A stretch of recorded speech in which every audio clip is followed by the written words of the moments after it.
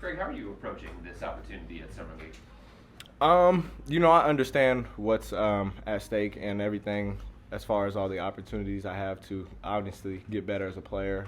Understand what my role could be next year with the new additions, with people we lost and everything. So I'm just approaching it as I'm the Darius or Donovan Mitchell of this team. I have to be the vocal leader, the one who leads on and off the court, and just overall just carry the load for everyone. I mean, whether it be scoring or doing everything in the games or just everything in practice, helping guys understand everything. So I'm just taking that type of approach. Is that a role that you feel like you're ready for? Yeah, I do feel like I'm ready for it. I've always been kind of a behind-the-scenes, quieter guy, and I feel into a role a little different. But I feel like this has been a good challenge for me, and it's something I'm going to need to do in order to be in these positions and fill these spots, especially if I want to be in this playoff contending team. With the potential bigger role next season, where do you think your game needs to grow to get to that point? Again, I feel like it's just that vocal leadership and just understanding how to run a team, get guys in spots, and just pick just different spots and just different ways to play, and just understanding who I'm on the court with and how they like to play, or just figuring out different little things. At your position specifically, how important is vocal leadership? It's very important. I mean, as long as I can control the game, especially being in my size, just being able to do the little things on the court, I feel like that's what helps teams win and just keeps the overall chemistry of a team just going. What lessons would you share with Tyrese about what you've learned from being in the league for a couple of years? Some of the biggest things I've just explained to him so far is you don't have to worry about trying to be that main guy. Sometimes you have to just figure out what you're going to be good at or what your team may need that you're on. And with this team, I mean, I told him, I'm like, we have almost everything we would need, so it's going to honestly be just about you figuring out and owning and honing in on whatever it is you are good at. And I know he's a really good shooter and a good defender, so I told him just those two things are definitely going to get you on the court. Just focus in on them, make them your main priority, and it'll work out for you. What do you learn about patience these last couple of years? Patience is honestly, it's my whole life story. I mean, from college, high school, everything is all about patience. Just because some things might not go your way, you might not get the opportunities you want at the time you want them. But I feel like in life, everything just comes around at the right time when it should be. And if you miss your opportunity, it may not come back, but you just have to be ready for it.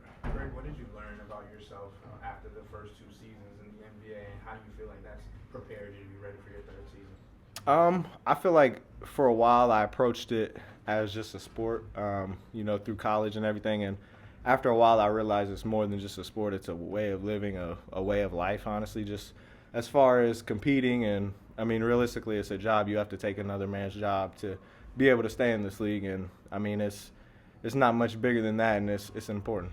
You talked a little bit about the pressure of the opportunity that's been placed in front of you. How do you keep taking that and understanding where you are, but not making that the entire moment? You just understand the position you're in and realize that you're one of the people in the NBA and trying to chase your dream, and that's the big focus, understanding what you want in your life and what you want out of this, and everything you do put in is what you're going to get out. So I feel like maintaining that focus and having a good mindset is very big, and I don't think it's looked at enough. What do you want out of this?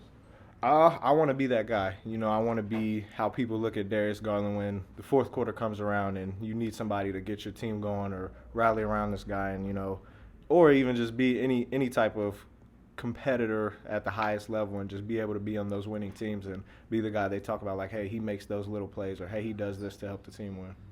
You mentioned approaching it like a sport versus maybe approaching it differently now. What exactly did you have to change that approach? I feel like just my overall seriousness and just work ethic and understanding that everybody, once you get to this level, can do everything you do, whether they're shorter, taller, bigger, or smaller, and just understanding that you need to figure out what you're good at and just completely master it and just try to figure out ways to interpret it into a basketball team. What made that click for you?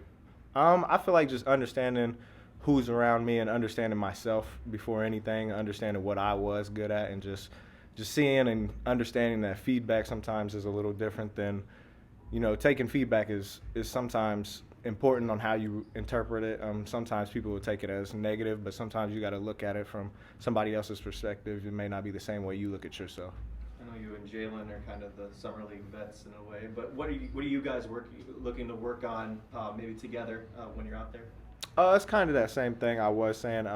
Just trying to figure out how we can lead this group and then interpret it into our own way of figuring out what our role could be with the actual Cavs team, and just being more of a man. I feel like it might sound a little weird to say, but it's just taking the next step, and it said easier than it is done, but just making sure you know what it is that the people around you want, and just making sure you do those at your full effort and giving your full ability.